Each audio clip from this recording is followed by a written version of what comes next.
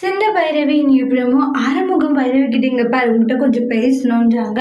சொல்லு என்ன பேசணும்? இல்ல உன் ஃப்ரெண்ட்ஸுங்கெல்லாம் வந்தாங்க, உன்னுடைய ஹஸ்பண்ட் என்ன படிச்சிருக்காங்க, எங்க இருக்காங்க, என்ன வேலை செய்யறாங்கன்ட்டு எவ்வளோ கேட்டாங்க. நான் தான் உன் புருஷன்ட்டு ஏன் ஒரு வாரத்தை கூட சொல்லணுன்ற அவசியம் இல்லை. என்னது சொல்லணுன்ற அவசியம் இல்லையா? இதே என்னுடைய ஃப்ரெண்டு வந்திருந்தா இதுதான் என்னுடைய பொண்டாட்டின்னு சொல்லியிருப்பேன். அதுல சொல்ல உனக்கு கொஞ்சம் கெத்து பெருமை சரியான்றாங்க.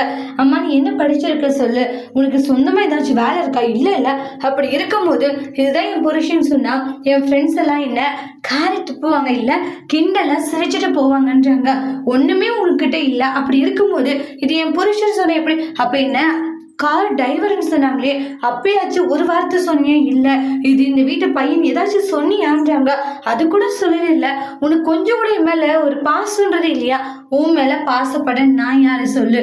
ஏன்னா நான் மண்டபத்துல என்னை கல்யாணம் பண்ணிக்காத, கல்யாணம் வேண்டான்னு சொல்லிட்டு எவ்வளவு உங்கள்கிட்ட நான் ரெக்வஸ்ட் பண்ணி கேட்டிருப்பேன். ஆனா எனக்காக நீ உதவி செஞ்சியா? இல்ல அப்படி இருக்கும்போது என்னோட ஃப்ரெண்ட்ஸ் கிட்ட மட்டும் நான் இதை சொல்லணும்னு ஏன் எதிர்பார்க்கிற? அப்படி அதை நான் சொல்ல மாட்டேன்றாங்க. பைரவி நீ கொஞ்சம் கூட திருந்த மாட்டேன். ஆமா நான் திருந்தலாம் மாட்டேன், திருந்தாத ஜென்மன் கூட வச்சுக்கோ, அதுக்கு என்ன பண்ணலான்றாங்க. பைரவி ஒரு நாள் இல்லை ஒரு நாள் கண்டிப்பா உன் மனசுல நான் இடம் பிடிப்பேன். இப்படி ஒரு புருஷன் கிடைச்சிருக்காண்டு உன் ஃப்ரெண்டுங்க கிட்ட நீயே பெருமையா சொல்லுவ, அந்த நாளுமே வரும். அப்படியா?